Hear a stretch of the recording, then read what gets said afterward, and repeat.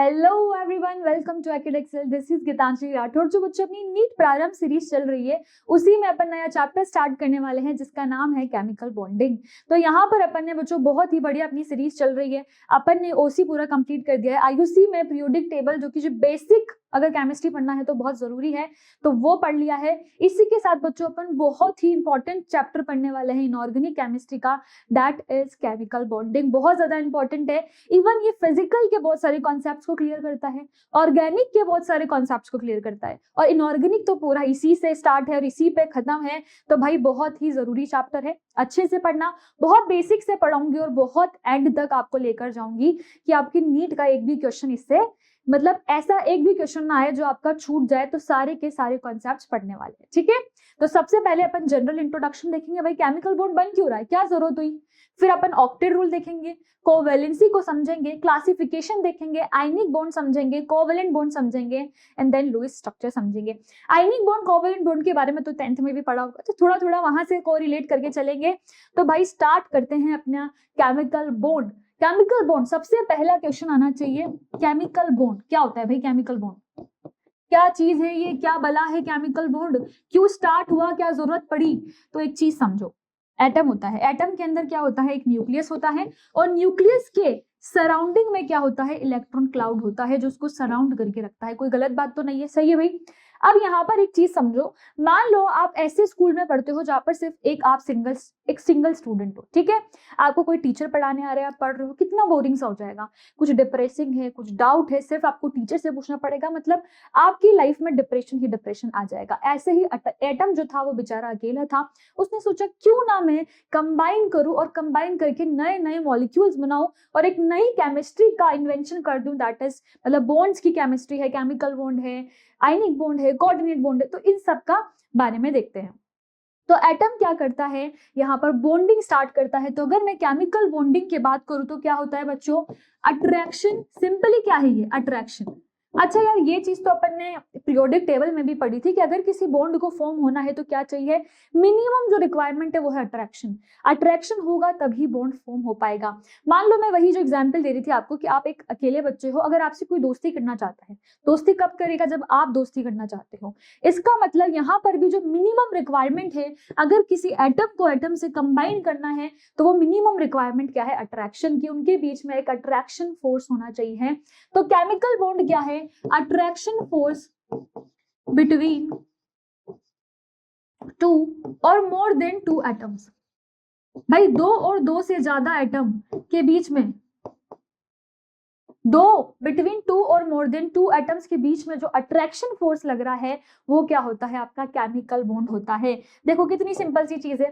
मान लो ये कोई ए मॉलिक्यूल है, कोई बी मॉलिक्यूल है, ठीक है। इनके बीच में जो अट्रैक्शन लग रहा है वही तो इनको अट्रैक्शन फोर्स क्या होता है, ऑपोजिट फोर्स से पास लेकर आएगा तो ये केमिकल बॉन्ड बना पाएंगे। मतलब मिनिमम रिक्वायरमेंट है वो क्या है, अट्रैक्शन होना चाहिए, ठीक है। अब यहाँ पर क्वेश्चन आता है कि मैम बॉन्ड बना क्यों रहे हैं। क्वेश्चन है भाई, वाई फॉर्म बॉन्ड। क्या रिक्वायरमेंट पड़ी कि अपन को बॉन्ड बनाने की जरूरत पड़ी। तो भाई बॉन्ड बनाने की जरूरत पड़ी टू अटेन स्टेबिलिटी। किसके लिए, टू अटेन स्टेबिलिटी। स्टेबिलिटी को चाहिए, अगर स्टेबिलिटी चाहिए तो वो क्या करेगा, बॉन्ड को बनाएगा। ठीक है, समझ जाना भाई, स्टेबिलिटी चाहिए। बॉन्ड की रिक्वायरमेंट क्यों है, क्यों वो नया मॉलिक्यूल बनाएगा, क्योंकि उसको स्टेबिलिटी चाहिए है। और स्टेबिलिटी कहां से आएगी वो भी समझेंगे। पहले एक और चीज समझ लो, जो एटम्स होती हैं, atoms have higher energy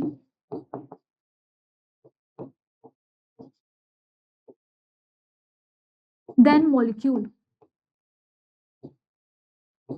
atoms के पास क्या होती है बच्चों, ज्यादा एनर्जी होती है मॉलिक्यूल से ज्यादा।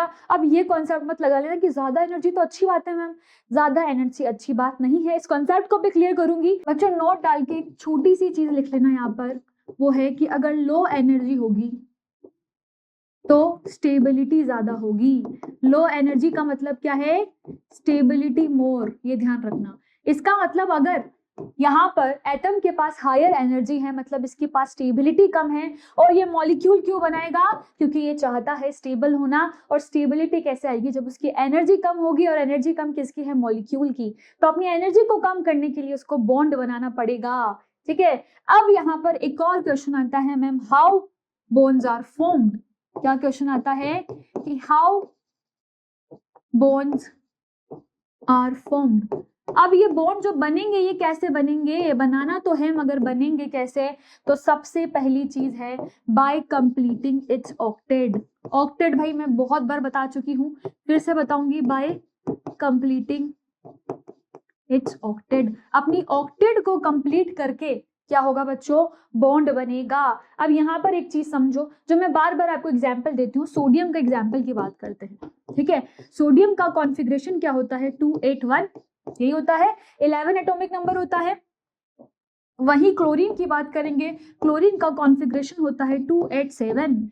अब जो आपका ऑक्टेट रूल होता है ना, वो सिर्फ इतनी सिंपल सी बात बोलता है कि जब भी अपन वैलेंस शेल इलेक्ट्रॉन की बात करेंगे तो जो इलेक्ट्रॉनिक कॉन्फ़िगरेशन होना चाहिए 2, 8, 8, 18 और सो ऑन होते हैं आगे, पर अभी के लिए अपन देख सकते हैं कि 2, 8, 8, 18 कॉन्फ़िगरेशन होगा, तो आप बोलोगे वो ऑक्टेट रूल को फॉलो कर रहा है। इसका मतलब अगर मुझे सोडियम को एक स्टेबल कंपाउंड बनाना है, स्टेबिलिटी तो सब चाहते हैं अपनी लाइफ में, वैसे सोडियम भी चाहेगा स्टेबिलिटी, तो अगर मुझे सोडियम को स्टेबल कंपाउंड बनाना है तो ये क्या बोलेगा कि मेरी जो कॉन्फ़िगरेशन का अड़चन आ रही है वो इस एक इलेक्ट्रॉन से आ रही है, तो इस एक इलेक्ट्रॉन को मैं दे देता हूं और देकर यहाँ पर Na+ बना लेता हूं। और सेम यहाँ पर क्या करता है, क्लोरीन के साथ होता है, उसको 288 करने के लिए क्या चाहिए, सिर्फ एक इलेक्ट्रॉन की जरूरत है, तो ये बोलता है क्यों ना मैं एक इलेक्ट्रॉन को लेकर क्लोरीन माइनस बना दूं और अपनी स्टेबिलिटी को पाकर खुश हो जाऊं। तो इसका मतलब यहाँ पर क्या है, सिंपली एक इलेक्ट्रॉन के गेन से ही अपने ऑक्टेट रूल को क्या कर लेता है, फॉलो कर लेता है। तो अगर इस इलेक्ट्रॉन को मैं इस क्लोरीन को दे दूं तो ये साथ में मिलकर एक नया कंपाउंड बना लेंगे जिसको बोलेंगे NaCl, और NaCl कैसा कंपाउंड है भाई, आयनिक कंपाउंड। ये सब बेसिक चीजें आप 10th में भी पढ़ चुके हो भाई, आयनिक कंपाउंड तो पढ़ ही चुके हो। तो आयनिक कंपाउंड कैसे बनता है, ये चीज क्लियर हो गई। जब एक इलेक्ट्रॉन का लॉस हो रहा है और एक इलेक्ट्रॉन का गेन हो रहा है, that will form an ionic compound. तो आप आयनिक कंपाउंड के लिए एक सिंपल सी चीज लिख सकते हो, जहां पर इलेक्ट्रॉन का ट्रांसफर हो रहा है वहां पर आयनिक कंपाउंड बनेगा। तो अगर कोई पूछ ले भाई आयनिक कंपाउंड कैसे बना है, क्या बोलोगे, ट्रांसफर ऑफ इलेक्ट्रॉन से। किससे बना है भाई, ट्रांसफर ऑफ इलेक्ट्रॉन से। अब यहां पर सवाल आता है, क्या हर टाइम आयनिक कंपाउंड ही बनेगा, क्या हर टाइम यहाँ पर ऑक्टेट रूल को फॉलो करने के लिए क्या वहां पर जो एलिमेंट है वो सिर्फ ट्रांसफर कर सकता है इलेक्ट्रॉन का। तो भाई एक ही जरिया था सिर्फ कि इलेक्ट्रॉन का ट्रांसफर हो रहा था, और ये कहीं ना कहीं क्या है, कहीं ना कहीं थोड़ा सा मुश्किल हो रहा था। तो यहाँ पर क्लोरीन ने सोचा कि क्यों ना मैं ऐसा करूं कि अपना ही जो भाई है, एक बात बताओ, ऐसा बोलते हैं ना कि अगर दान की शुरुआत करनी है तो घर से ही करो। तो ये सोच रहा है कि यार अगर मुझे इलेक्ट्रॉन देना ही है, मान लो मुझे इलेक्ट्रॉन देना ही है, तो क्यों ना मैं अपने ही भाई को दे दूं जो कि क्लोरीन है, और इसको एक इलेक्ट्रॉन दे दूं, तो इसका भी फायदा मेरा भी फायदा, दोनों यहाँ पर मिलकर एक नए तरह का बॉन्ड बनाते हैं जिसको बोलते हैं शेयरिंग ऑफ इलेक्ट्रॉन। एक इलेक्ट्रॉन की शेयरिंग से बनाते हैं, और इस वाले बॉन्ड को क्या बोलते हैं भाई, कोवेलेंट बॉन्ड। ये सब बातें बच्चों अपन 10th में करके आ चुके हैं, मैं सिर्फ आपको एक बार ओवरव्यू समझा रही हूँ। तो कोवेलेंट बॉन्ड कैसे बनता है भाई, शेयरिंग ऑफ इलेक्ट्रॉन से बनता है, इलेक्ट्रॉन के बीच में शेयरिंग हुई है। तो यहाँ पर इसकी भी ऑक्टेट पूरी, ये भी 8 इलेक्ट्रॉन पाके खुश है, इसकी भी ऑक्टेट पूरी और ये भी 8 इलेक्ट्रॉन पाकर खुश है। तो इतनी नॉर्मल सी बात समझ में आ गई कि भाई बॉन्ड जो है वो क्यों बनता है, ऑक्टेट रूल को कंप्लीट करने के लिए बनता है, और दो तरीके से बन सकता है, या तो ट्रांसफर ऑफ इलेक्ट्रॉन हो या फिर क्या हो बच्चों, शेयरिंग ऑफ इलेक्ट्रॉन हो, जिससे कि कोवेलेंट बनेगा। और अगर ट्रांसफर ऑफ इलेक्ट्रॉन हो तो कौन सा बॉन्ड बनेगा, आयनिक बॉन्ड बनेगा। ठीक है, सब बढ़िया चल रहा था, केमिस्ट्री सॉर्ट हो गई थी। इतने में यहाँ पर आपके एक नए साइंटिस्ट आते हैं, जिनको क्या होता है ना साइंटिस्ट, यार साइंटिस्ट लोग आते हैं, और साइंटिस्ट में से भी आपका एक साइंटिस्ट है बार्टलेट, 1962 की बात है। अब ये क्या कर रहा था, अपने लैब में अच्छा खासा रिएक्शंस करवा रहा था। ये रिएक्शन किसकी करवा रहा था, O2 की रिएक्शन करवा रहा था, PtF6- इसके साथ रिएक्शन करवा रहा था। ये आपका क्या है, कोऑर्डिनेशन कंपाउंड है। जैसे इसने रिएक्शन करवाई तो इसने देखा यहाँ पर O2+ बन रहा है, PtF6- आपका एक कंपाउंड बन रहा है। अच्छा खासा ये रिएक्शन ये कर रहा था। रिएक्शन देखते देखते इसने क्या करा, एक आयनाइजेशन एनर्जी का डेटा पड़ा हुआ था। तो ऐसा होता है ना यार, फोन पे बात करते करते ये आयनाइजेशन एनर्जी का डाटा देख रहा है, ये रिएक्शन ये करवा रहा था लैब में। अब इसने देखा जो डेटा था आयनाइजेशन एनर्जी का, उसमें इसने एक बात देखी कि जो O2 है उसकी आयनाइजेशन एनर्जी सेम है जिनोन से। जिनोन कैसा कंपाउंड है भाई, बताने की जरूरत नहीं, पीरियोडिक टेबल बता के आ चुकी हूं मैं, नोबल गैस है ना। अब यहाँ पर क्या हो रहा था, ये दोनों भाई ये तो आराम से अपनी रिएक्शन करवा रहा था, फोन पे बात कर रहा था, देखता है आयनाइजेशन एनर्जी का डाटा और ये शॉक हो जाता है। ये क्या देखता है, यहाँ पर जो आयनाइजेशन एनर्जी है वो है 1175 kg पर मोल, और इसकी जो आयनाइजेशन एनर्जी है वो है 1170 kg पर मोल। अब इसका मतलब ये मत समझ लेना कि फोन पे बात करते करते हमको भी आइडिया हो जाएगा, नहीं भाई, मैंने सिर्फ एग्जांपल दिया है। इसको आइडिया है, इसने सोचा यार दोनों की आयनाइजेशन एनर्जी सेम है तो क्यों ना मैं यहाँ पर थोड़ा सा लोचा करूं, और इस वाली O2 की जगह अगर मैं जिनोन को रख दूं तो क्या मैं एक फर्स्ट नोबल गैस कंपाउंड बना पाऊंगा। क्योंकि नोबल गैस के बारे में अपन जानते थे, इसका पहले नाम नोबल गैस नहीं था, इसका नाम था इनर्ट गैसेस, क्योंकि रिएक्शन ही नहीं करते थे। तो इसने बोला यार मेरी तो किस्मत चमक जाएगी अगर मैंने एक रिएक्शन करवा दी। तो ये क्या करता है, इसकी जगह Xe ले लेता है, वही PtF6 को रहने देता है, जैसे ही रिएक्शन करवाता है आपका फर्स्ट नोबल गैस कंपाउंड पूछ लेगा कौन सा है। बहुत बार क्वेश्चन पूछा गया है इस पे कि फर्स्ट नोबल गैस कंपाउंड कौन सा है, आपको कुछ फॉर्मुलेज दे देगा, याद रखना है जिनोन का कंपाउंड है। फर्स्ट नोबल गैस कंपाउंड किसका बना था, जिनोन का बना था।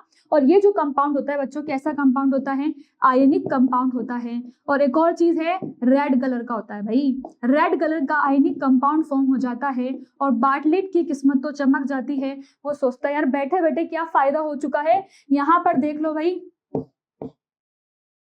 फायदा हो गया है, एक नया कंपाउंड बन गया।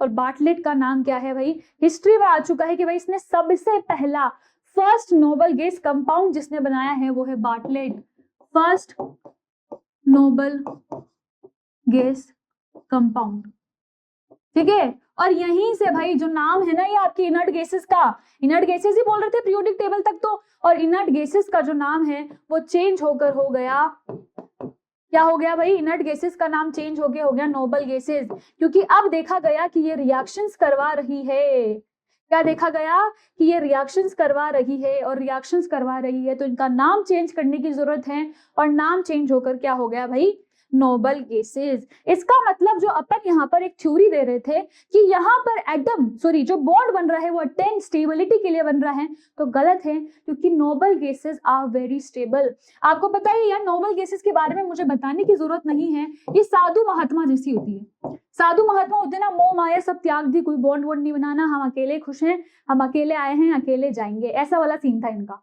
पर जैसे ही बार्टलेट ने एक नया नोबल गैस कंपाउंड बनाया दैट इज PtF6 माइनस, तो ये डेफिनेशन चेंज हो गई। तो फर्स्ट था, इसके बाद बहुत सारे कंपाउंड बनने लग गए भाई, Xf6 बना, Xf2 बना, Xf4 बना, और बहुत सारे नंबर ऑफ कंपाउंड फॉर्म होते गए। इसका मतलब यहाँ पर जिनोन क्या है, आपकी नोबल गैसेस भी कंपाउंड बनाने लग गई। तो स्टेबिलिटी का जो रीजन था कि यहाँ पर बॉन्ड जो बन रहा है वो स्टेबिलिटी की वजह से बन रहा है, वो यहाँ पर क्रॉस हो गया, because noble gases are already very stable, है ना। इनकी कॉन्फ़िगरेशन क्या होती है भाई, NH2NP6 होती है, and they are already stable. अगर वो स्टेबल है तो फिर वो क्यों कंपाउंड बनाएगी भाई, तो स्टेबिलिटी तो रीजन नहीं है, ऑलरेडी स्टेबल है तो फिर यहाँ पर स्टेबिलिटी रीजन नहीं हो सकता। तो भाई स्टेबिलिटी रीजन नहीं है तो क्या रीजन है, तो आइए इसको समझते हैं। सबसे पहले अपन यहाँ पर देखते हैं वही ऑक्टेट रूल, एक बार और समझते हैं, ठीक है। ऑक्टेट रूल मैंने बता दिया था क्या है, 2881 कॉन्फ़िगरेशन होना चाहिए। Tendency of an atom to attain 8 electrons in their outermost shell is known as Lewis octet rule. Lewis ने दिया था ऑक्टेट रूल, क्या था कि भाई किसी भी एटम की टेंडेंसी क्या होती है कि वो अपनी आउटर मोस्ट इलेक्ट्रॉन में 8 का मतलब है जो कॉन्फ़िगरेशन होनी चाहिए वो होनी चाहिए NH2NP6। अगर ये कॉन्फ़िगरेशन है तो वो स्टेबल है, ठीक है। To achieve inert gases configuration atom lose gain और शेयर इलेक्ट्रॉन, अभी मैंने बताया था या तो ये लूज और गेन करके आयनिक बॉन्ड बना लेगा, है ना, या फिर ये कोवेलेंट बॉन्ड बना लेगा शेयर करके, ठीक है। तो यही दोनों पॉसिबल केस हो सकते थे। It means that these atom must have a stable electronic configuration. Normal सी बात है, ऑक्टेट रूल में स्टेबल कॉन्फ़िगरेशन होनी चाहिए। नोबल गैस ऑलरेडी स्टेबल है तो वो मैंने बता दिया था एक्सेप्शन है, ठीक है। ऑक्टेट रूल के बारे में बात हो गई, यही आपका जो मैंने क्लोरीन का बनाया था उसका एग्जाम्पल भी दे दिया। अब आ गया भाई यहाँ पर जो अपनी एक और अपना डाउट था उसको पूरा कर लेते हैं। वो डाउट है कि अगर स्टेबिलिटी का रीजन क्या है, अगर स्टेबिलिटी नहीं है रीजन बॉन्ड फॉर्मेशन का, तो फिर रीजन क्या है। और इस रीजन को ढूंढने के लिए यहाँ पर क्या हुआ, कुछ चीजें लगी भाई, और स्टेबिलिटी के रीजन को यहाँ पर ढूंढा गया और उसकी हेल्प लगी है फिजिकल केमिस्ट्री से।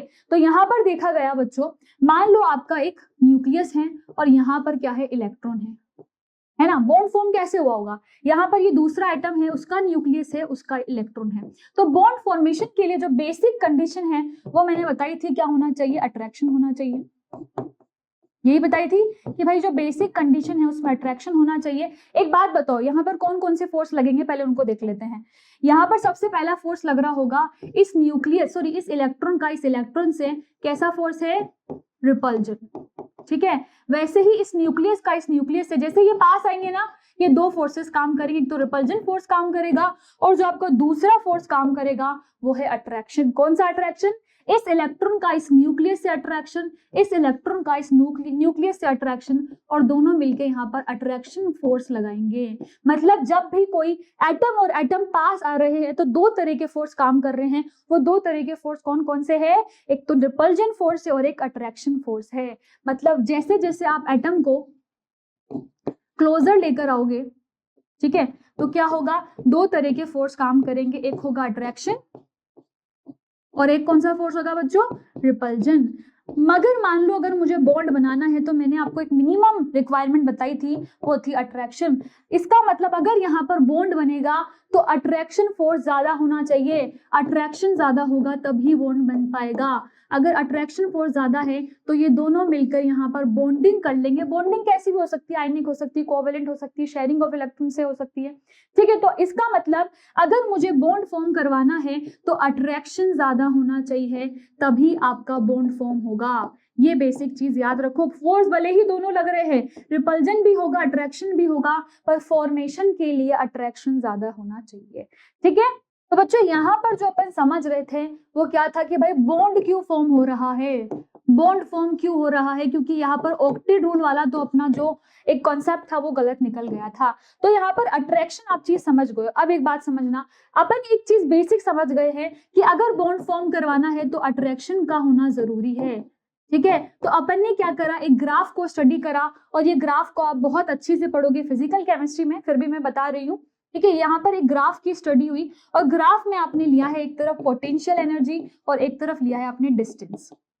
ठीक है, इसके बीच में ग्राफ प्लॉट करना था, और जो ग्राफ आपका निकल कर आया है बच्चों वो कुछ ऐसा निकल कर आएगा, आर यहाँ पर इनफाइनाइट डिस्टेंस पे है। इसका मतलब अगर मैं बोलूं कि इस पॉइंट पे क्या होगा, इस पॉइंट पे अट्रैक्शन ज्यादा हुआ होगा, और अट्रैक्शन ज्यादा हुआ होगा किससे, रिपल्जन से, जिसकी वजह से बॉन्ड बनेगा। मतलब यहाँ पर आप एक बेसिक सी चीज समझो कि अट्रैक्शन और रिपल्जन का जो अपन कॉन्सेप्ट लगा रहे हैं, या फिर बॉन्ड फॉर्मेशन का जो कॉन्सेप्ट लगा रहे हैं, वो कॉन्सेप्ट लगाएंगे एनर्जी के फॉर्म में। पोटेंशियल एनर्जी लिया है तो उसी के फॉर्म में लगाएंगे। एनर्जी जब जब रिलीज होगी, एनर्जी जब जब रिलीज होगी तो आप बोलोगे कोई भी जो कंपाउंड है वो स्टेबिलिटी की तरफ जा रहा है। और अगर एनर्जी ऑब्जर्व हो रही है तो आप बोलोगे, इसको आप फिजिकल में समझ लोगे, कोई दिक्कत की बात नहीं है, तो आप बोलोगे वो जो कंपाउंड है वो अनस्टेबल की तरफ जा रहा है और अनस्टेबल कंपाउंड है। मतलब अगर आपको कोई बॉन्ड को बनाना है तो आपको बस एनर्जी को रिलीज कराना है और आप बोल दोगे बॉन्ड फॉर्म हो रहा है। कोई ऑक्टेट रूल वगैरह सब का जो कॉन्सेप्ट था यहाँ पर हट गया। कॉन्सेप्ट आया सिर्फ एनर्जी के बेसिस पे, जो फिजिकल केमिस्ट्री से आया कि अगर एनर्जी रिलीज हो रही है तो बॉन्ड फॉर्म होगा, अगर एनर्जी ऑब्जर्व हो रही है तो बॉन्ड फॉर्म नहीं होगा और वो अनस्टेबिलिटी की तरफ जा रहा है। तो आपने देखा भी होगा, अपन ने बॉन्ड एनर्जी पढ़ी थी, बॉन्ड एनर्जी पढ़ाई थी मैंने आपको प्रीवियस क्लास में, और मैंने बताया था जो बॉन्ड एनर्जी होती है वो क्या होती है, एनर्जी रिलीज। बॉन्ड एनर्जी क्या होता है, मैंने बोला भी था, आप केमिकल बॉन्डिंग में बहुत अच्छे से पढ़ोगे। बॉन्ड एनर्जी भाई क्या होती है, आप इसको बोल सकते हो अमाउंट ऑफ रिलीज्ड एनर्जी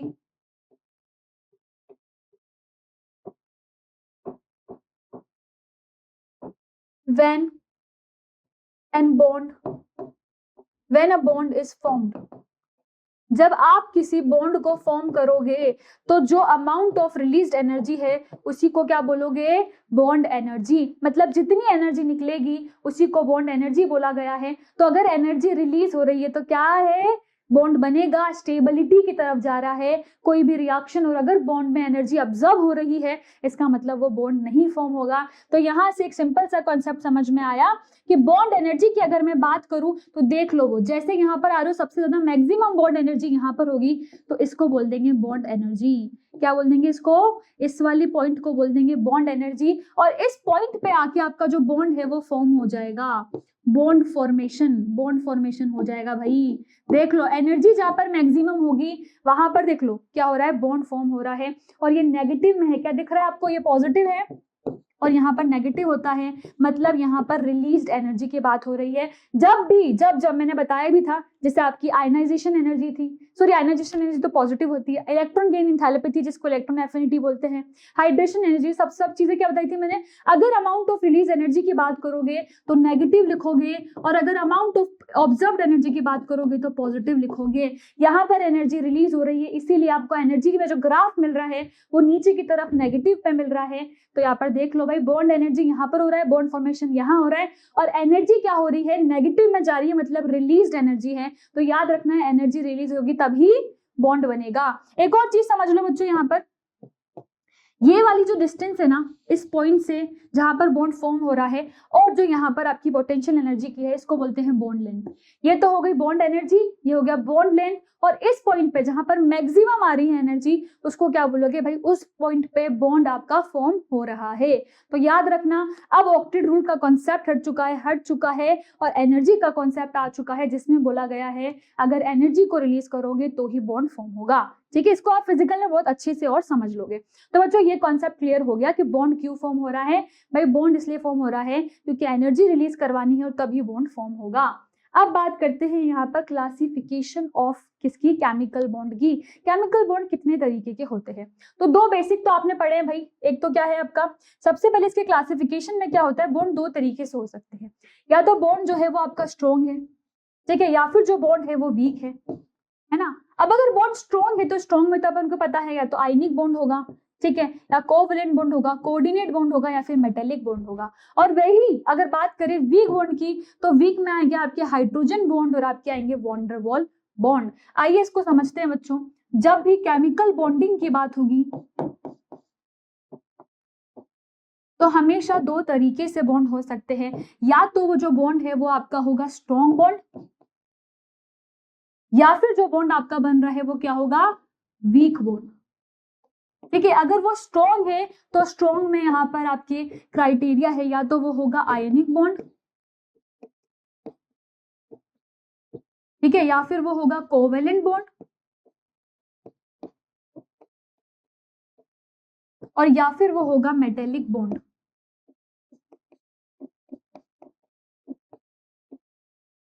ठीक है, वहीं अगर अपन वीक बॉन्ड की बात करेंगे या वीक नेचर का जो बॉन्ड होगा उसकी बात करेंगे तो उसमें आएगी आपकी दो चीजें, और उन दो चीजों में कौन कौन है भाई, एक तो है आपका हाइड्रोजन बॉन्डिंग वीक बॉन्डिंग होती है बच्चों, और ये सिर्फ आपको 3 एलिमेंट के अंदर देखने को मिलेगी। 3-4 एलिमेंट ही है इसके, एक तो फोन है, फ्लोरीन, ऑक्सीजन, नाइट्रोजन, एक आपका C ट्रिपल बॉन्ड C हो, मतलब हाइब्रिडाइजेशन sp हो, तो इन सब में आपको हाइड्रोजन बॉन्डिंग मेनली देखने को मिलेगी। ठीक है, और यहाँ पर आते हैं आपके जो आयन इंटरेक्शंस होते हैं, आयन डाइपोल इंटरेक्शंस। ठीक है, तो आयन डाइपोल वाले जो फोर्सेस होते हैं जिनको क्या बोलते हो आप, वैन डर वाल्स फोर्सेस भी बोलते हो। तो यहाँ पर क्यों ना अपन वैन डर वाल्स फोर्सेस लिख दे, वैन डर वाल्स फोर्सेस। तो बच्चों यहाँ पर अगर अपन बात करें सबसे पहले कोवैलेंट बॉन्ड की, तो कोवैलेंट बॉन्ड को आप फर्दर डिवाइड कर सकते हो और इसमें आपके बहुत सारे बॉन्ड आ सकते हैं भाई। एक तो आपका आ सकता है यहाँ पर कोऑर्डिनेट बॉन्ड, ठीक है, सब समझेंगे, दिक्कत की कोई बात नहीं है। एक आपका आ सकता है जो आपका सिग्मा बॉन्ड होता है, एक आपका आ सकता है जो पाई बॉन्ड होता है, एक आपका आ सकता है जो डेल्टा बॉन्ड होता है, एक आपका आ सकता है जो फाई बॉन्ड होता है। इसके अलावा जो ब्रिज बॉन्डिंग होती है वो सब भी इसी में आते हैं, जिसमें 4c electron 2c electron bond जो होते हैं तो ये सब भी इसी के अंदर आते हैं। कोवेलेंट का देख लो भाई कितना टाइप है। वैसे ही अगर अपन बात करें यहाँ पर वॉन्डरवॉल फोर्सेस की, तो इसके भी बहुत सारे टाइप है।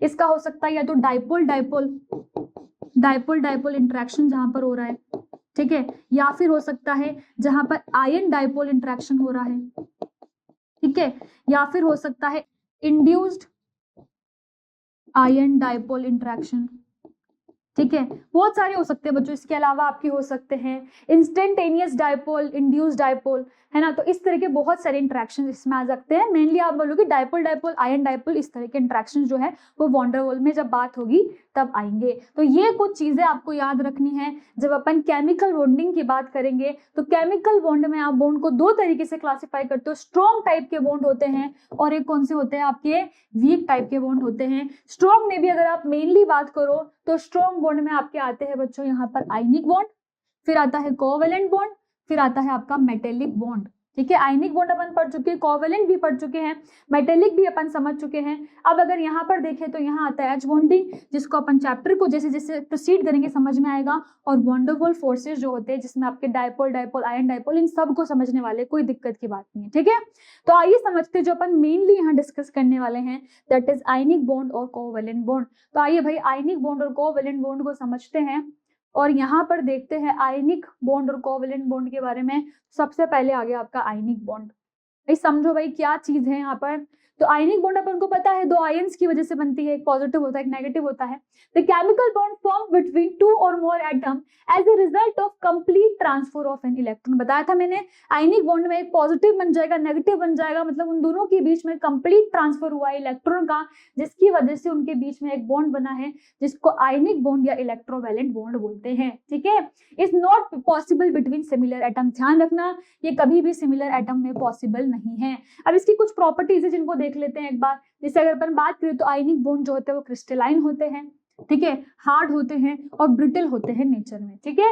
And these compounds are generally made from ions. ये तो बहुत बेसिक सी चीज है, एक पॉजिटिव से बनेगा एक नेगेटिव से बनेगा। जैसे आपका क्या होता है NaCl है, Na+ और Cl-।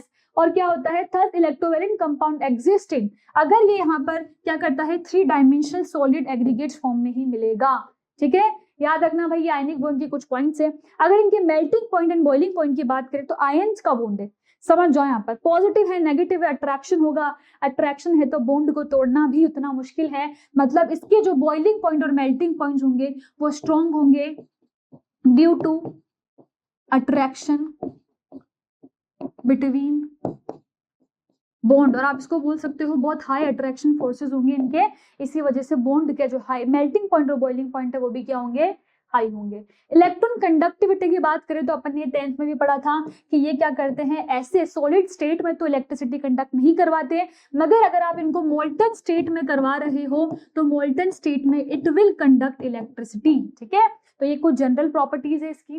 फिर अगर आयनिक रिएक्शंस की बात करें तो ionic compound show ionic reaction, covalent compound show molecular reaction, ठीक है भाई, कोई दिक्कत की बात नहीं है। सॉल्युबिलिटी की बात करें तो ये जो आयनिक कंपाउंड्स होते हैं आपके वो सॉल्युबल होते हैं पोलर सॉल्वेंट्स में, लाइक जैसे H2O हो गया आपका, HF हो गया, इन सब में वो सॉल्युबल होते हैं, ठीक है। और अगर अपन यहाँ पर देखें तो यहाँ पर आ गया आपको सॉल्वेशन और हाइड्रेशन एनर्जी, जो कि मैं आपको प्रीवियस लेक्चर में भी बता चुकी हूँ। जब आप क्या कर रहे थे, किसी आयनिक कंपाउंड को क्या कर रहे थे, वाटर के अंदर डाल रहे थे, मैंने बताया था when 1 mole of an ionic compound is dissolved completely in an polar solvent, बताया था, यही डेफिनेशन थी।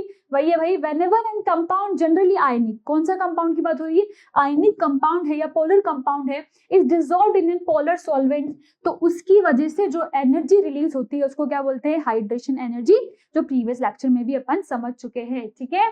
एप्लीकेशन है यहाँ पर हाइड्रेशन एनर्जी की, मतलब हाइड्रेशन एनर्जी किस पर डिपेंड करता है, तो ये देख लो भाई, size of the hydrated ions greater, बताया था मैंने, जिसका साइज छोटा उसकी हाइड्रेशन एनर्जी मोटी, तो greater the hydration of the ion greater will be it's hydrated radii, कि मतलब जितना ज्यादा उसका हाइड्रेशन होगा आयन का, और ये किस पर डिपेंड करेगा, साइज पे। अगर साइज कम है तो क्या होगा, याद रखना, साइज कम है तो हाइड्रेशन जो है वो हाई होगा, क्योंकि जैसे ही आप उसको वाटर के अंदर डालोगे वो पूरा वाटर के मॉलिक्यूल से अलाइन होकर बहुत बड़ा मॉलिक्यूल बन जाएगा, मतलब वो था तो छोटा पर पानी में जाके मोटा हो गया, ठीक है। मोबिलिटी ऑफ द आयन की बात करें तो यहाँ पर देख लो more is the hydration smaller will be the mobility of the ion. मतलब अगर मोबिलिटी की बात करें यहाँ पर तो ये 1 हाइड्रेटेड रेडियाई होती है, ठीक है। इलेक्ट्रिक कंडक्टेंस की बात करें तो ये mobility so follows the same order, वही ऑर्डर फॉलो करती है, ठीक है। यहाँ पर अपन ये चीज पहले भी पढ़ चुके हैं। अब यहाँ पर देख लो, अब बात हो रही है कोवेलेंट बॉन्ड की। कोवेलेंट बॉन्ड किससे बनता है? आयनिक बॉन्ड बनता है ट्रांसफर ऑफ एन इलेक्ट्रॉन से, कोवेलेंट बॉन्ड बनता है शेयरिंग ऑफ एन इलेक्ट्रॉन से, शेयरिंग ऑफ इलेक्ट्रॉन, ठीक है। वही यहाँ पर भी कुछ बेसिक चीजें पढ़ेंगे, sharing of electron between 2 atoms, ठीक है। यहाँ पर सिंगल बॉन्ड बन सकता है, अगर शेयरिंग 2 के बीच में तो डबल बॉन्ड बन सकता है, और शेयरिंग 3 के बीच में है तो ट्रिपल बॉन्ड बन सकता है। जैसे कि सबसे बढ़िया एग्जांपल है H2 का, एक हाइड्रोजन इसके पास था, एक हाइड्रोजन इसके भाई, सॉरी एक जो बॉन्ड था वो इलेक्ट्रॉन था हाइड्रोजन के पास, एक इलेक्ट्रॉन इसके भाई के पास था, दोनों ने मिलकर बॉन्ड बना लिया और यहाँ से जो प्रोड्यूस हुआ है वो है सिंगल बॉन्ड, ठीक है। वैसे ही अगर ऑक्सीजन की बात करें तो ऑक्सीजन में क्या था, यहाँ पर इसके पास इलेक्ट्रॉन्स थे और इसके भाई के पास भी 2 इलेक्ट्रॉन्स थे, दोनों ने यहाँ पर बॉन्ड बना लिया और फॉर्मेशन करा डबल बॉन्ड का। तो यहाँ से आपका जो O2 मॉलिक्यूल है वो बनता है। और वैसे ही अगर N3 की बात करें तो N3 में 3 जो इलेक्ट्रॉन्स थे, खाली के 3 इलेक्ट्रॉन्स थे एक नाइट्रोजन के पास, और उसी के भाई के पास बाकी के 3 इलेक्ट्रॉन्स थे, तीनों इलेक्ट्रॉन्स को मिलाया गया और यहाँ से जो फॉर्मेशन हुआ है वो है ट्रिपल बॉन्ड का। देख लो भाई, कोवेलेंट बॉन्ड भी यहाँ पर आपके क्या टाइप्स के हो सकते हैं, सिंगल बॉन्ड हो सकता है, डबल बॉन्ड हो सकता है, ट्रिपल बॉन्ड हो सकता है, फोर्थ भी बॉन्ड हो सकता है। तो इसके मतलब यहाँ पर आप बोल सकते हो सिग्मा पाई बॉन्ड्स है, फिर आप इसको डेल्टा बॉन्ड बोल सकते हो, आगे जाके अपन सब समझने वाले, ठीक है। तो यहाँ पर कोवेलेंट बॉन्ड की फिर कुछ फिजिकल प्रॉपर्टीज की बात करेंगे। जैसे अपन आयनिक बॉन्ड की बात करी, ये क्या होते हैं, they exist as gases and liquids of low boiling points, ठीक है। This is due to the fact that the very weak force of attraction. अब वहां पर समझना, आयनिक बॉन्ड में मैंने बोला था अट्रैक्शन फोर्सेज है और अट्रैक्शन की वजह से दे वर वेरी स्ट्रॉन्ग बॉन्ड। यहाँ पर देखोगे तो ये क्या है, वीक बॉन्ड होगा। कैसा बॉन्ड होगा बच्चों, वीक बॉन्ड होगा in comparison to ionic bond, ठीक है। क्योंकि यहाँ पर क्या है, वॉन्डरवॉल फोर्सेस ऑफ अट्रैक्शन होगी। If their molecular masses are high they exist at solid, soft solid, ठीक है। क्रिस्टल स्ट्रक्चर की बात करें तो they are present in covalent compound are as follow. जैसे कोवेलेंट सॉलिड होता है, ठीक है, ये सब अपन हायर अभी जैसे जैसे पढ़ेंगे वैसे वैसे आता जाएगा। इसके बाद अगर इलेक्ट्रॉन कंडक्टिविटी की बात करें तो in general covalent substances are bad conductor. वहां पर तो वो क्या कर रहे थे, मोल्टन स्टेट में इलेक्ट्रिसिटी को कंडक्ट करवा रहे थे, ये नहीं करवाते हैं भाई। और अगर सोल्यूबिलिटी की भी बात कर लें यहाँ पर, तो सोल्यूबिलिटी की यहाँ पर बात कर लेते हैं बच्चों, non polar compounds are soluble in non polar solvents. याद रख लेना, लाइक डिसॉल्व लाइक, क्योंकि वहां पर जो कंपाउंड था जो आयनिक है वो कैसा हो सकता है, सॉरी आयनिक कैसा होता है, पोलर, तो उसको सॉल्वेंट कैसा चाहिए, पोलर सॉल्वेंट, ठीक है। वैसे ही अगर अपन कोवेलेंट कंपाउंड की बात करें तो क्या वो आयनिक है, क्या उसमें आयन से नहीं है, नॉन पोलर है, तो वो उसको सॉल्वेंट भी कैसा चाहिए, नॉन पोलर ही चाहिए। तो याद रखना यहाँ से एक बात, क्या बात है भाई, लाइक डिसॉल्व लाइक, एक जो कोई भी यहाँ पर एलिमेंट है वो अपने जैसे ही तरीके के साथ ही डिसॉल्व होना चाहता है, तो वही चीज लिख रखी है, ठीक है भाई। यहाँ पर आपका कोवेलेंट कंपाउंड हो चुका है पूरा। अब बढ़ते हैं यहाँ पर तक अपने बेसिक प्रॉपर्टीज पढ़ ली है आयनिक कंपाउंड के बारे में, कोवेलेंट कंपाउंड के बारे में। अब एक नई चीज को डिस्कस करते हैं जो कि है कोवैलेंसी। तो बहुत इंपॉर्टेंट चीज है, आइए समझ लेते हैं क्या होती है। आप इसको बोल सकते हो, कोवैलेंसी जो है वो क्या है, number of unpaired electron, number of unpaired electron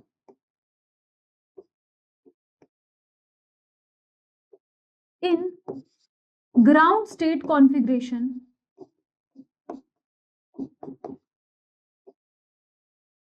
or excited state configuration। अब एक बात है मैम, कोवैलेंसी पढ़ क्यों रहे भाई, ऐसी क्या जरूरत पड़ी कि अपन को कोवैलेंसी को पढ़ना पड़ा, तो भाई वो भी बताऊंगी। बहुत बार ऐसा मिलता होगा देखने को कि यार ये कंपाउंड एग्जिस्ट कर रहा है, ये कंपाउंड एग्जिस्ट नहीं कर रहा, और जिसका सबसे फेमस एग्जांपल है आपको देखने को मिलता है कि अगर PCl5, क्या देखने को मिलता है भाई, कि अगर PCl5 एग्जिस्ट कर रहा है ना, तो फिर यहाँ पर NCl5 क्यों एग्जिस्ट नहीं करता। ये बहुत नॉर्मल सा क्वेश्चन है जो आपको देखने को मिलता है, नॉट एग्जिस्ट। क्यों एग्जिस्ट नहीं करता? अगर ये दोनों एक ही ग्रुप के हैं तो एक एग्जिस्ट कर रहा है, एक एग्जिस्ट नहीं कर रहा, क्यों? तो इसी के आंसर देने के लिए आप पढ़ते हो कोवैलेंसी। कोवैलेंसी सिर्फ आपको बताता है कि नंबर ऑफ अनपेयर्ड इलेक्ट्रॉन कितने हैं किसी भी एटम के अंदर, उसकी ग्राउंड स्टेट कॉन्फ़िगरेशन और एक्साइटेड स्टेट कॉन्फ़िगरेशन को मिलाकर, और वो उसकी कोवैलेंसी बता देता है। कोवैलेंसी से आप बता सकते हो कि वो कितने नंबर ऑफ बॉन्ड्स फॉर्म करेगा। ठीक है, जैसे मान लो यहाँ पर आप एग्जाम्पल लो क्लोरीन का। ठीक है, क्लोरीन का एग्जाम्पल ले लेते हैं भाई। क्लोरीन की कॉन्फ़िगरेशन क्या होती है भाई? 7 यहाँ पर अपन को पता है हेलोजन फैमिली का है, 17 ग्रुप है, 7 अनपेयर्ड इलेक्ट्रॉन होते हैं। मतलब जो कॉन्फ़िगरेशन होनी चाहिए वो होती है 3s2 3p5। क्या यही कॉन्फ़िगरेशन होती है? बिल्कुल सही है। ठीक है, अब यहाँ पर देखो भाई, अगर मैं इसको लिखूं तो s के अंदर कितने आते हैं? 2 इलेक्ट्रॉन्स, दोनों को फिल कर दिया। p के अंदर कितने सबशेल्स होते हैं? 3 सबशेल्स। यहाँ पर 5 इलेक्ट्रॉन है, 1 2 3 4 और 5, एक अनपेयर्ड इलेक्ट्रॉन है। इसका मतलब यहाँ पर क्या होना चाहिए था कि जो क्लोरीन है वो सिर्फ क्या बनाना चाहिए था? एक बॉन्ड फॉर्म करता है। क्या ऐसा होता है? नहीं होता भाई। ये तो बात हो रही है किसकी? ग्राउंड स्टेट की। यहाँ पर ये एक्साइटेड स्टेट में जाता है। एक कंडीशन सुन लो, ग्राउंड स्टेट से एक्साइटेड स्टेट में कब जा पाएगा? जब सेम शेल की बात हो रही है। मान लो आप ऐसा कर लो, इसको ऐसे सोचो कि आप यहाँ पर हो, ठीक है, और आपके आस पड़ोस में पूरी कॉलोनी है आपकी। ठीक है, अब मान लो आपको शिफ्ट होना है, आपके जो आपका घर है उसमें कोई प्रॉब्लम आ रही है, आपको शिफ्ट होना है। तो आपके लिए क्या क्या इजी होगा कि आप जो इलेक्ट्रॉन, जो आपके सारे सामान है उनको शिफ्ट कर दो आपके बगल वाले घर में, या फिर आप शिफ्ट करो जो कि 20-25 किलोमीटर दूर है। क्या चीज आपके लिए ज्यादा इजी होगी? तो आप सोचोगे क्यों ना मेरी कॉलोनी में ही कोई घर मिल जाए और वहीं पर मैं इसको शिफ्ट कर दूं। Exactly same thing happens here. यहाँ पर क्या होता है बच्चों, जब ग्राउंड स्टेट की बात होती है तो यह है आपका 3s, यह है आपका 3p, और यहीं पर जब अपन थर्ड पीरियड की बात करते हैं तो अपन को पता है वहां पर इन सबके पास होता है एक वैकेंट d ऑर्बिटल। क्या होता है? वैकेंट 3d ऑर्बिटल होता है। इसका मतलब अगर मुझे यहाँ पर इसकी एक्साइटेड स्टेट बनानी है तो वो पॉसिबल है, क्योंकि इसके पास क्या है? एक वैकेंट डी है। और वैकेंट डी का मतलब है 333, सेम सबशेल की बात हो रही है। सबशेल क्या है?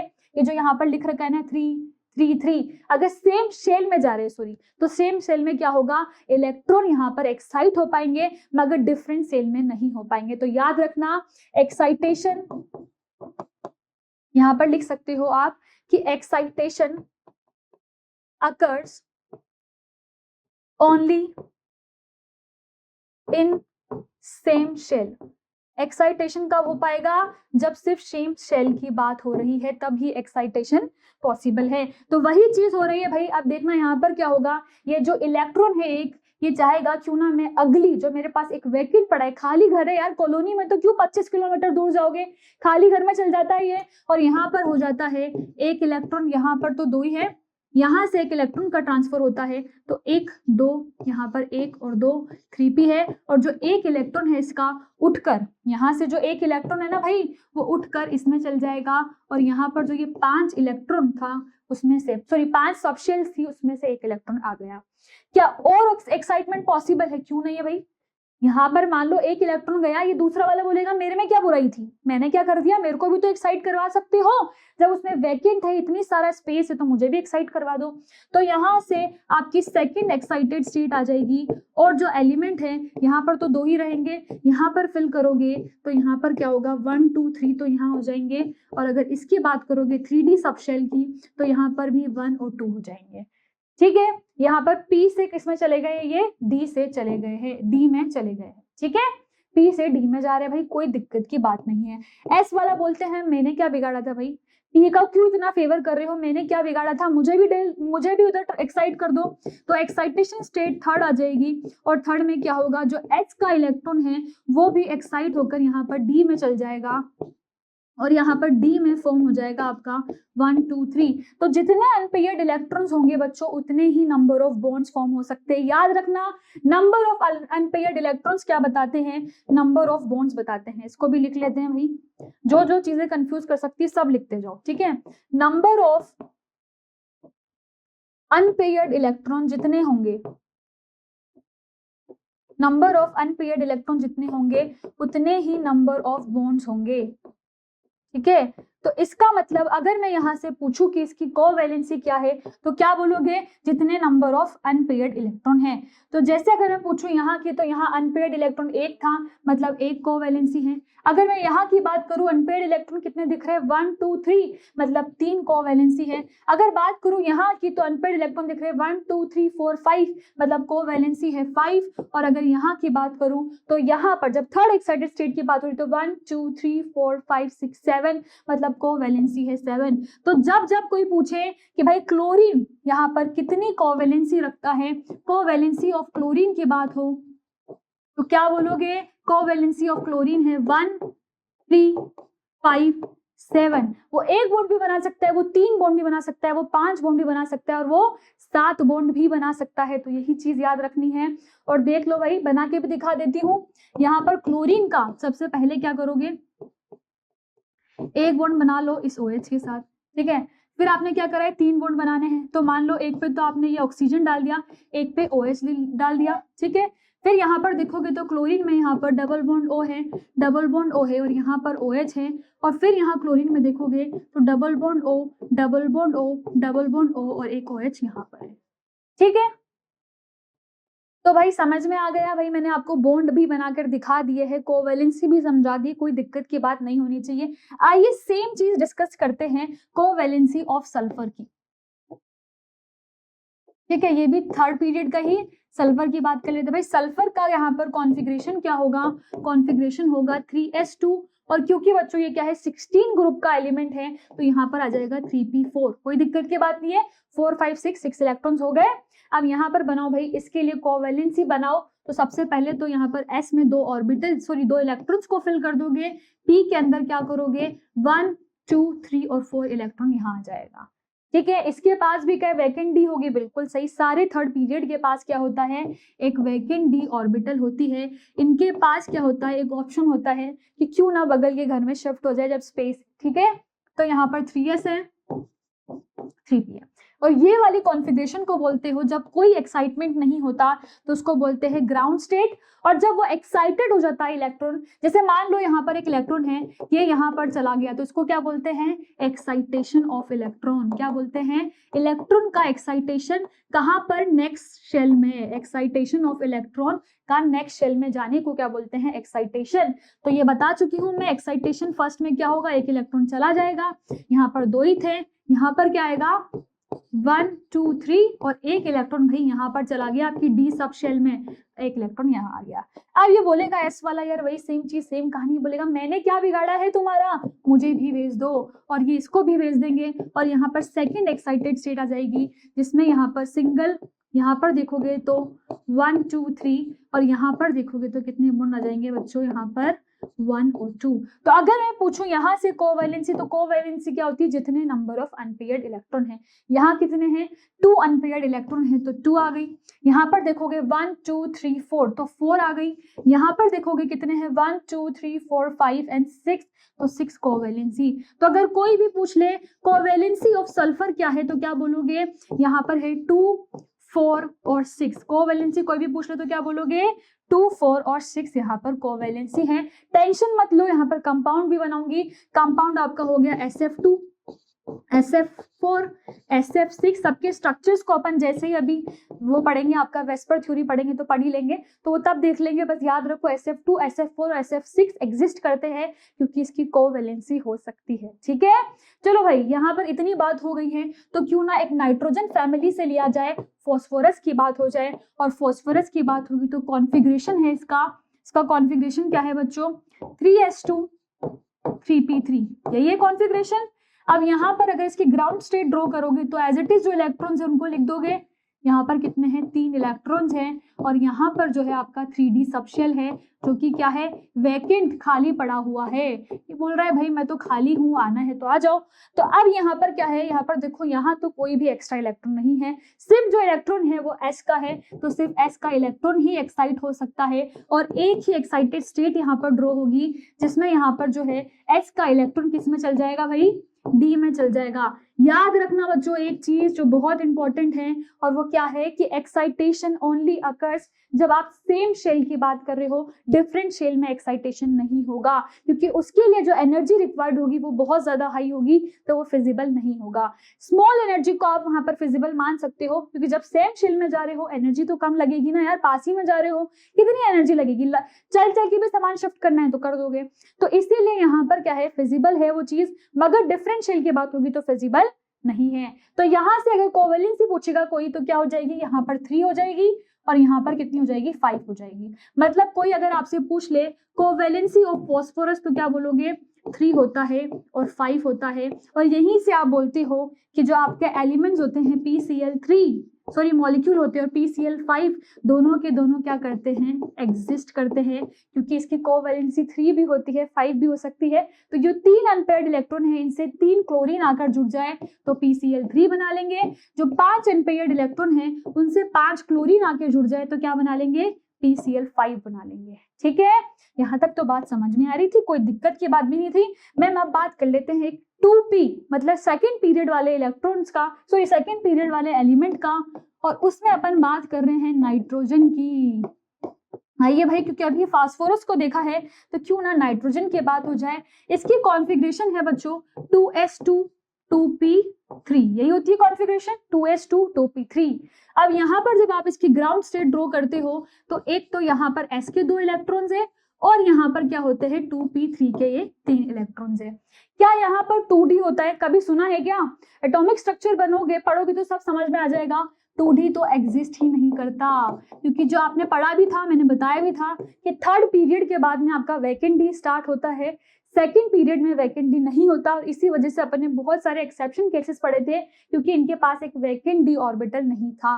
तो इसके पास अगर कोई वैकेंट डी ऑर्बिटल नहीं है, नो वैकेंट डी ऑर्बिटल, इसका मतलब यहाँ पर एक्साइटेड स्टेट नहीं बन पाएगी, नो एक्साइटेड स्टेट, क्योंकि यहाँ पर जो इसके बाद जो शेल आएगा वो कौन सा शेल होगा भाई, 2d तो होता ही नहीं है, 3s आएगा।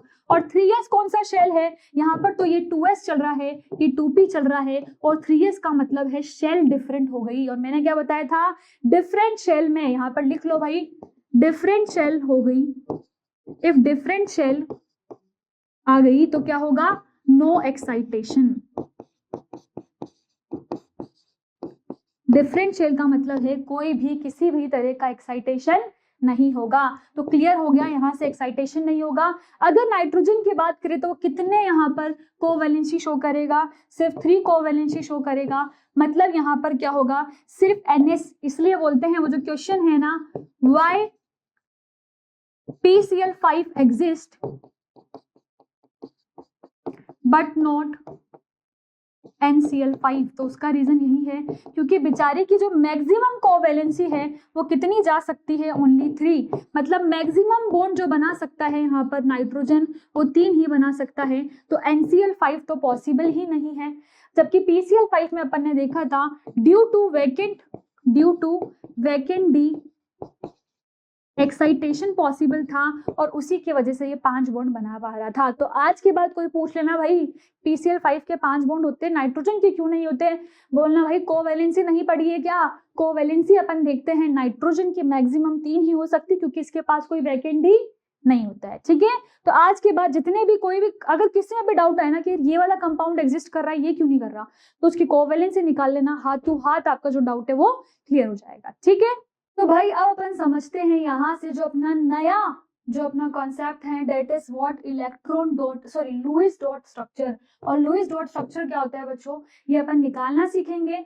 Total number of electrons are obtained, कैसे इलेक्ट्रॉन ऑब्टेन्ड होंगे, by adding the valence electron of combining atom, सारे एटम के क्या है वैलेंस इलेक्ट्रॉन को कंबाइन कर देंगे। For anions we need to add 1 electron for each negative, अगर नेगेटिव होगा तो वहां पर ऐड कर देंगे और पॉजिटिव होगा तो वहां से सब्ट्रैक्ट कर देंगे। After then central atom is decided. तो सबसे पहले तो अपन आज जो पढ़ेंगे वो सिर्फ आज अपन छोटी मोटी बातें करेंगे, जो कल है कल पूरा ड्रॉ करना सीखेंगे रूल्स। तो आज मैं आपको बेसिक लुईस डॉट स्ट्रक्चर कैसे ड्रॉ करते हैं वो समझा देती हूँ। तो भाई सबसे पहले एक जो चीज समझाने वाली हूँ ना, जो सब टीचर्स आपको अलग अलग तरीके से समझाएंगे, मगर अगर इस कॉन्सेप्ट से चलोगे ना, कभी भी लुईस डॉट स्ट्रक्चर का कॉन्सेप्ट ये क्वेश्चंस गलत नहीं होंगे। तो सबसे पहले क्या करना है, N1 निकालना है। N1 क्या होता है भाई, समझ लो N1 क्या होता है। बिल्कुल समझ नहीं आएगा एक दो बार, बट बाद में जैसे 2 3 4 फोर्थ मॉलिक्यूल पे आओगे अपने आप ड्रॉ करना सीख जाओगे। ये होता है बच्चों total number of valence electron of all the atoms. जितने भी एटम्स हैं उन सब के वैलेंस इलेक्ट्रॉन का टोटल करना है, माइनस करना है अगर कैसा होगा भाई, अगर यहाँ पर माइनस करना है अगर कैटायन है उस मॉलिक्यूल के ऊपर, और प्लस करना है अगर एनायन है। याद रखना कोई भी माइनस चार्ज होगा, मान लो यहाँ पर Cl माइनस लिख रखा है तो मैं उसको +1 कर दूंगी, और अगर वहां पर प्लस है तो मैं -1 कर दूंगी। ठीक है, इसके बाद निकलेगा आपका भाई N2। N1 के बाद क्या आएगा, N2 आएगा। N2 क्या होता है बच्चों आपका, N2 बताता है आपको अगर हाइड्रोजन एटम है तो क्या करोगे, 2 into number of hydrogen atom करोगे। अगर नहीं है तो इस पूरे को नेग्लेक्ट कर दोगे। अगर उसमें हाइड्रोजन नहीं है, मान लो हाइड्रोजन नो हाइड्रोजन, तो क्या कर दोगे, नेग्लेक्ट कर दोगे, इस पूरी चीज को नेग्लेक्ट कर दोगे। प्लस क्या करते हो बच्चों, यहाँ पर प्लस लिखती हो 2 into number of all other atoms. जितने भी आपके एटम्स हैं उसको क्या करते हो, सॉरी 2 नहीं 8, 2 तो सिर्फ हाइड्रोजन का होगा तब करना है, यहाँ पर क्या करना है 8 इंटू ऑल अदर एटम्स करना है।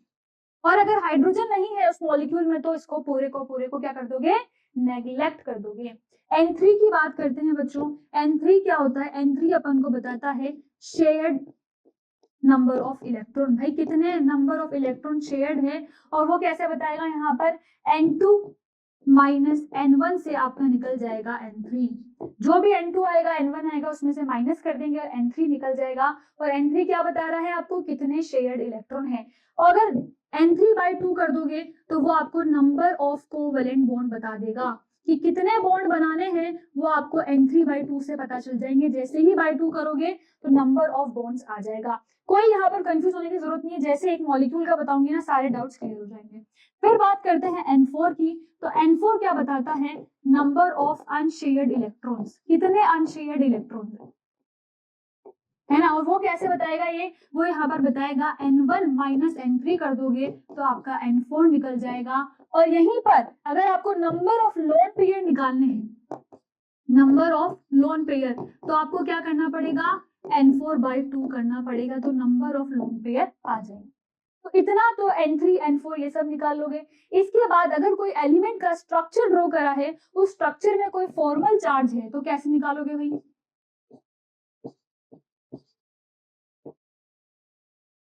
तो भाई अगर किसी के अंदर फॉर्मल चार्ज निकालना है, फॉर्मल चार्ज क्या होता है बच्चों, यहाँ पर एक चार्ज प्रेजेंट होता है किसी भी, जैसे मान लो आपको अभी ड्रॉ करेंगे तो आपको एज इट इज समझ में आ जाएगा। बहुत बार होता है फॉर्मल चार्ज 0 होगा।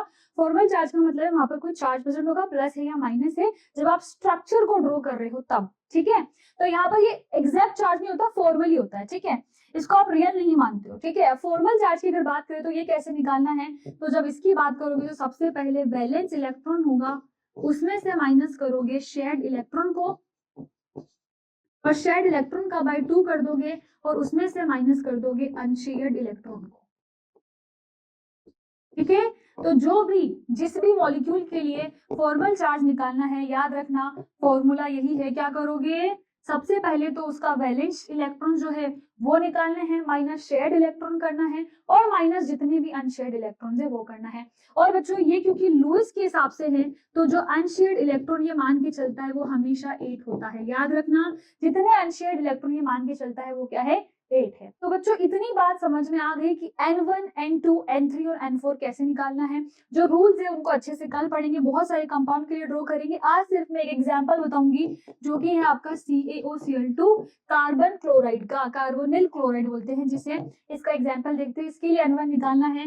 N1 क्या था, number of valence shell electrons of all the atoms. मतलब अगर कार्बन की बात हो रही तो कार्बन 14th ग्रुप का है तो 4, ऑक्सीजन 16 ग्रुप का है तो 6, क्लोरीन 17 ग्रुप का है तो 7, और 2 क्लोरीन है इसलिए इंटू 2 आ जाएगा, जो कि टोटल आपका निकलेगा बच्चों 24। और यहाँ पर एक बात याद रखना, अगर यहाँ पर इस कंपाउंड में पॉजिटिव या नेगेटिव चार्ज होता, मान लो पॉजिटिव होता तो मैं -1 कर देती, नेगेटिव होता तो +1 कर देती। तो ये ध्यान रखना, अपने लिखा था N1 के लिए। N2 क्या बताता है अपन को बच्चों, ये तो टोटल नंबर ऑफ एटम्स के लिए बता रहा था। N2 क्या बता रहा था, यहाँ पर आपको 2 इंटू हाइड्रोजन एटम करना था, मगर अगर हाइड्रोजन नहीं है तो पूरे को नेग्लेक्ट करना था और क्या करना था, 8 इंटू ऑल अदर एटम्स। तो 8 इंटू कितने एटम्स है यहाँ पर, तो एक कार्बन है, ऑक्सीजन है और 2 क्लोरीन है, टोटल 4 हो गए। तो 8 इंटू 4 करने पे आपका 32 आ गया। अब आपको क्या निकालना है, N3 निकालना है, जो कि आपको नंबर ऑफ शेयर्ड इलेक्ट्रॉन बताएगा कि कितने इलेक्ट्रॉन यहाँ पर शेयर्ड होंगे। तो शेयर्ड इलेक्ट्रॉन निकालने के लिए आपको क्या करना है, यहाँ पर करना है N2 माइनस N1, जो कि आपका आएगा 32 माइनस 24 निकल कर आएगा 8। कितना आ गया, 8। और जैसे ही मैंने बताया था N3/2 करोगे तो आपको क्या मिल जाएंगे, नंबर ऑफ कोवेलेंट बॉन्ड, कि अगर मेरे को ये स्ट्रक्चर ड्रॉ करना है तो इन पूरे स्ट्रक्चर में कितने कोवेलेंट बॉन्ड होंगे। तो अगर मैं 8/2 करूंगी तो 4 कोवेलेंट बॉन्ड मुझे टोटल ड्रॉ करने हैं। अभी जब ड्रॉ करूंगी ना तो इतना इजी लगेगा कि मैम इतना इजी बन गया ये, तो वो अभी समझ लेना, पूरा समझना, ठीक है। N4 की बात करते हैं। N4 में क्या बता रही थी, मैंने बताया था N1 माइनस N3 करना है, और N1 माइनस N3 मतलब जो आपका N1 आया है वो 24 है, माइनस N3 करूंगी तो 8 है, जो कि टोटल आ जाएगा 16। मतलब यहाँ से अगर मैं अनशेयर्ड इलेक्ट्रॉन की बात करूं तो वो कितने आ जाएंगे, 16 है। और यहाँ से लोन पेयर भी निकल सकता है। कैसे निकलेगा, लोन पेयर निकालने के लिए मैंने बताया था क्या करना है, लोन पेयर के लिए क्या करना है भाई, N4/2 करना था। N4 16 आया है तो 16/2 करोगे, मतलब 8 यहाँ से क्या बनाने हैं आपको, लोन पेयर बनाने हैं। तो अगर मैं बात करूं जो अपन को बेसिक डेटा मिल गया है किसी भी मॉलिक्यूल को फॉर्म करने के लिए, तो वो मिल गया है भाई, बेसिक डेटा क्या बता रहा है कि यहाँ पर जो कोवेलेंट बॉन्ड बनेंगे वो कितने बनेंगे, कोवेलेंट बॉन्ड 4। तो आपको 4 कोवेलेंट बॉन्ड बनाने हैं, ठीक है। एक और चीज जो ये बता रहा है वो क्या है कि यहाँ पर जो लोन पेयर होंगे वो 8 लोन पेयर होंगे, ठीक है। आइए भाई, इतने सारे डेटा मिल चुका है तो इस डेटा से एक स्ट्रक्चर को ड्रॉ कर लेते हैं, और वो स्ट्रक्चर किसका होगा, CaOCl2 का। फॉर्मल चार्ज भी बताऊंगी, अभी एक बार स्ट्रक्चर ड्रॉ कर लूं फिर फॉर्मल चार्ज निकालूंगी, ठीक है। तो सबसे पहले तो आप इसमें से सेलेक्ट करोगे सेंट्रल एटम। याद रख लेना, कल सब कुछ बढ़ाऊंगी, कोई दिक्कत की बात नहीं है, रूल भी बताऊंगी। सेंट्रल एटम क्या होता है, सबसे ज्यादा लीस्ट नेगेटिव, जो सबसे ज्यादा लीस्ट इलेक्ट्रोनेगेटिव है उसको आप सेंट्रल एटम बना देते हो। बताओ भाई, लीस्ट इलेक्ट्रोनेगेटिविटी की भी वैल्यू हो रही है, जो लीस्ट है उसको क्या बना रहे हो, सेंट्रल एटम बना रहे हो। उसको सेंटर में खड़ा कर दिया, भाई तू लीस्ट है, सेंटर में खड़ा हो जा। यहाँ पर ऑक्सीजन क्लोरीन की बात हो रही, लीस्ट कौन हो जाएगा, कार्बन हो जाएगा। ऑक्सीजन क्लोरीन में से तो कार्बन ही होगा। अब बताया था कि नंबर ऑफ कोवेलेंट बॉन्ड 4 है, मतलब यहाँ पर क्या होगा, 2 तो आपके Cl है, ठीक है, और आपका ऑक्सीजन है। नंबर ऑफ 4 बॉन्ड बनाने थे क्लोरीन के लिए। अपन ने देखा था क्लोरीन की जो कोवैलेंसी थी वो क्या थी, क्लोरीन की कोवैलेंसी में अपन को एक चीज पता चल गई थी कि क्लोरीन की कोवैलेंसी या तो 135 थी, 1357 थी, मतलब ये 2 बॉन्ड तो नहीं बनाता। तो अगर मुझे 2 बॉन्ड बनाने हैं तो वो मैं ऑक्सीजन के ही बना पाऊंगी। ऑक्सीजन के याद रखना हमेशा 2 बॉन्ड फॉर्म करता है, इसकी कोवैलेंसी क्या होती है, 2। कैसे निकालोगे भाई, कोवैलेंसी निकालना मैंने बता दिया, वहां से चेक कर लेना। अब यहाँ पर अपन ने देख लिया क्लोरीन तो 1 बॉन्ड बनाता है, 1 बॉन्ड बना दिया। ऑक्सीजन 2 बॉन्ड बनाता है, 2 बॉन्ड बना दिए। अब क्या करना था, यहाँ से नंबर ऑफ कोवेलेंट बॉन्ड की बात करें तो वो 4 ही हो रहे हैं, तो ये कोवेलेंट बॉन्ड तो 4 ही हो रहे हैं भाई, सही है। अब लोन पेयर लगाना है, तो लोन पेयर देखना, वैलेंशियल इलेक्ट्रॉन से बात करूंगी। ऑक्सीजन के पास कितने होते हैं, 6 वैलेंशियल इलेक्ट्रॉन हैं, जिसमें से 2 को यूज कर लिया है, तो बचे हुए 2 यहाँ पर आ जाएंगे, कोई दिक्कत की बात नहीं है। अब वैसे ही अगर मैं क्लोरीन के लिए बात करूं तो क्लोरीन में यहाँ पर एक बॉन्ड के अंदर 2 इलेक्ट्रॉन्स होते हैं, इतनी बात तो सबको पता है, एक बॉन्ड के अंदर 2 इलेक्ट्रॉन्स होते हैं, ठीक है। तो अगर मैंने 1 इलेक्ट्रॉन यहाँ पर यूज कर लिया है तो इसके बचे हुए कितने होने चाहिए, 6, और इसके भी बचे हुए कितने होने चाहिए, 6। मतलब ये अगर मैं यहाँ से total number of lone pair पूछूं, नंबर ऑफ लोन पेयर, तो वो कितने आने चाहिए भाई, 1 2 3 4 5 6 7 8 आने चाहिए। और बिल्कुल सही, फॉर्मूले में भी अपन ने यही निकाला था कि 4 कोवेलेंट बॉन्ड होंगे और 8 लोन पेयर होंगे। तो भाई स्ट्रक्चर तो आपका सही बन रहा है, सारा जो डेटा है वो मैच कर रहा है। अब जो बात आती है वो आती है फॉर्मल चार्ज की। तो भाई फॉर्मल चार्ज भी निकाल लेते हैं। यहाँ पर मैं निकाल देती हूँ जो फॉर्मल चार्ज है। फॉर्मल चार्ज एक एक एलिमेंट के लिए निकालूंगी। अगर कार्बन है तो सबसे पहले कार्बन की बात करते हैं। तो कार्बन में फॉर्मल चार्ज निकालने का फॉर्मूला क्या था, सबसे पहले आपको वैलेंस शेल इलेक्ट्रॉन लिखने हैं, तो इसके 4 होते हैं। माइनस क्या करना है, जितने ये शेयर्ड इलेक्ट्रॉन कर रहा है बाय 2। कार्बन के लिए देख लो यहाँ पर 1 2 3 शेयर्ड इलेक्ट्रॉन में आपके पूरे बॉन्ड के इलेक्ट्रॉन काउंट करोगे तो 1 2 3 4 5 6 और 7 8 शेयर्ड इलेक्ट्रॉन्स है, तो 8/2। और यहाँ पर अनशेयर्ड 0 होंगे, क्योंकि मैंने बताया था अगर अनशेयर्ड की बात करो तो अनशेयर्ड हमेशा 8 लेके चलना है। अगर 8 शेयर्ड हो गए तो अनशेयर्ड तो फिर 0 ही होंगे।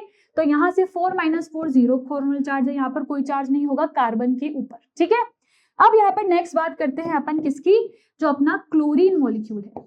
ठीक है, अब क्लोरीन क्योंकि दोनों यहाँ पर एक जैसे ही है, इस पे सिंगल है, इस पे भी सिंगल बॉन्ड है, तो किसी एक के लिए काउंट कर लो तो चल जाएगा। ठीक है, यहाँ पर अगर क्लोरीन की बात करें तो 7 तो इसके क्या होंगे, वैलेंस शेल इलेक्ट्रॉन है। अगर शेयरिंग की बात करें तो ये ओनली 2 की ही शेयरिंग कर रहा है, तो 2/2 आ जाएगा। अगर 2 की शेयरिंग हो रही है तो अनपेयर्ड कितने बचेंगे, 8 में से 2 गए तो कितने बचेंगे भाई, 6 बचेंगे। और यहाँ से भी करोगे तो ये तो 1 आ गया, ये तो पूरा क्या आ जाएगा, 0 ही आ जाएगा। तो क्लोरीन के ऊपर भी कोई चार्ज नहीं है। चार्ज होता मान लो अगर क्लोरीन के ऊपर माइनस चार्ज होता तो आप यहाँ पर एक माइनस लगा देते, मगर क्योंकि चार्ज नहीं है इसलिए आप क्या करोगे, कुछ भी चार्ज नहीं लगाओगे। तो अगर कोई स्ट्रक्चर पूछेगा लुईस तो ऐसे ही ड्रॉ होगा। अब एक और चीज बच चुकी है, अपनी जो ऑक्सीजन है उसके बारे में भी बात कर लेते हैं। ऑक्सीजन के यहाँ पर शेड पेड सॉरी वैलेंस शेल इलेक्ट्रॉन कितने होते हैं, 6 होते हैं। शेयरिंग कितने की कर रहा है, तो टोटल बॉन्ड जो है उनमें से निकालना। तो एक बॉन्ड के, 2 बॉन्ड के अंदर कितने शेड इलेक्ट्रॉन होंगे, 4, तो 4/2 करना है। माइनस अगर 8 में से 4 को शेयर मान रहे हो तो बचे हुए जो होंगे वो अनशेयर्ड हो जाएंगे, दैट इज 4। तो यहां से निकालोगे तो ये 2 आ जाएगा, मतलब यहां से भी 6 - 6 0 आंसर आ जाएगा। इन तीनों ही बॉन्ड के, तीनों ही एलिमेंट के अंदर, कार्बन, क्लोरीन और ऑक्सीजन, किसी के भी अंदर क्या है, कोई भी फॉर्मल चार्ज नहीं है। मतलब जो मैंने स्ट्रक्चर ड्रॉ करा है बिल्कुल सही स्ट्रक्चर है। जब भी कोई पूछेगा कि लुईस स्ट्रक्चर बना दो किसका भाई, CaOCl2 का, ऐसे ही ड्रॉ होगा विदाउट फॉर्मल चार्जेस, क्योंकि फॉर्मल चार्ज निकाल दिए हैं। यहाँ से नंबर ऑफ कोवेलेंट बॉन्ड 4 रखने थे, नंबर ऑफ लोन पेयर 8 रखने थे। तो इसी तरीके से अपन हर एक एलिमेंट का लुईस स्ट्रक्चर बनाकर देखेंगे। ठीक है, तो वो नेक्स्ट लेक्चर में देखेंगे। यहाँ तक बच्चों अगर अपन देखें तो अपना पूरा लेक्चर कंप्लीट हो चुका है। अपन ने लेक्चर में बहुत बेसिक चीजें पढ़ी है कि अपन बॉन्ड क्यों बनाते हैं, ठीक है, ऑक्टेट रूल को पढ़ा है, लुईस डॉट स्ट्रक्चर समझा है, और इसके बाद अपन VBT पढ़ेंगे। ठीक है, तो अपन नेक्स्ट लेक्चर में ये सारी चीजें कवर करेंगे, जिसमें लुईस डॉट स्ट्रक्चर्स के जो बहुत सारे स्ट्रक्चर्स उनको बना के देखेंगे। अभी तो एक ही एग्जांपल लिया है, और फिर इसके बाद ही अपन देखेंगे जो आपकी VBT होती है वो। ठीक है, तो थैंक यू सो मच।